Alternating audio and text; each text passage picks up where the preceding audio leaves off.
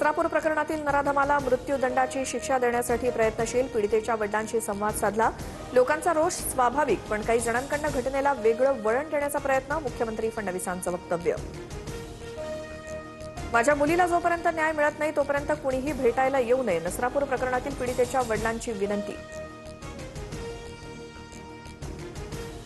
नसरापूर घटनेवरनं मुख्यमंत्र्यांनी माफी मागावी, महिला सुरक्षेवरनं सरकार अपयशी, संजय राऊतांचा घणाघात। तर सरकार आरोपीच्या पिंजऱ्यात, सरकारचाच एन्काउंटर केला पाहिजे, राऊत आक्रमक।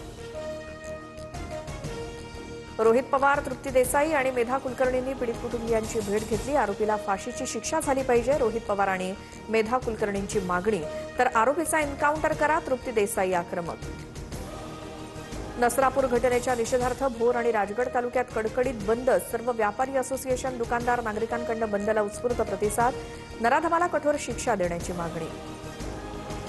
नसरापूर प्रकरणातील आंदोलकांवरती पुणे पोलिसांचा लाठीचार्ज, व्हिडिओ जारी करत ब्राह्मण महासंघाच्या आनंद दवेंचा आरोप। तर पोलीस आयुक्त अमितेश कुमार यांनी लाठीचार्जचे आरोप फेटाळले। सत्तेशिवाय पक्ष टिकू शकत नाही, राजकीय परिस्थितीमुळे शिवसेनेत जाण्याचा निर्णय। शिवसेनेत प्रवेश केल्यानंतर बच्चू कडूंचं वक्तव्य। प्रहारच्या नावावर निवडून येत नाही ही कार्यकर्त्यांची भावना, कडूंचं भाष्य।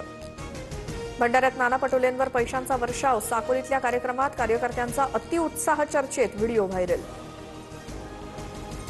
वर्धा ठरलं देशातलं सर्वात उष्ण शहर, 44.5 अंशांचा तापमानाचा नवा उच्चांक।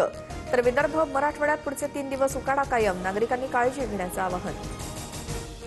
मुंबईत मंगळवारपासून 30 तास पाणी बंद, जलबोगद्याच्या कामामुळे शहरासह उपनगरात पाणी कपात, नागरिकांना पाणी जपून वापरण्याचं आवाहन।